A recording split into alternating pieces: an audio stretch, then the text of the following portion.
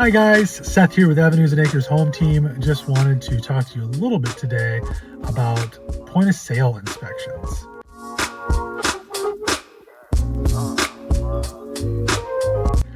So the most common type of point of sale inspection that we see is something called a truth and sale of housing inspection. And there's a number of municipalities that do require those. It varies, from city to city. Whether they're required at all, or if they are required, what is required. So you'll definitely want to check with your realtor and have them fill you in on that info if you're getting ready to sell as to what you may need. So point of sale inspection is primarily to check for safety issues in the home. They're going to be looking for things like is the electrical in good shape? Are there exposed wires?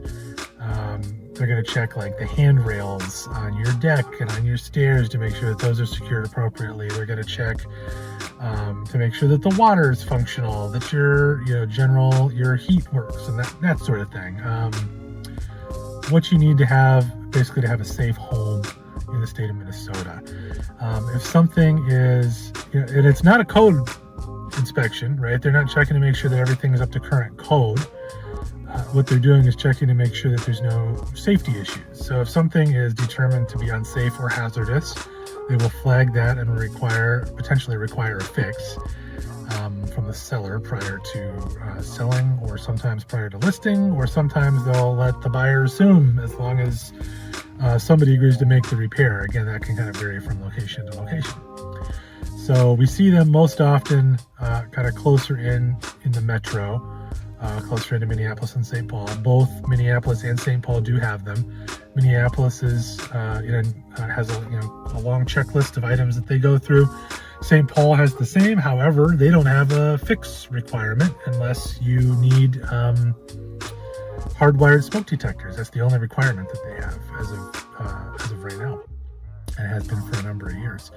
Bloomington has one, Richfield has one. There's a number of locations here. St. Louis Park here in the cities that do have that requirement. So if you're getting ready to sell or you're thinking about selling, definitely ask your realtor about that as you are getting ready, because that may be something that you will need to have done before listing in many cases, or in some cases just you need your certificate of compliance before closing.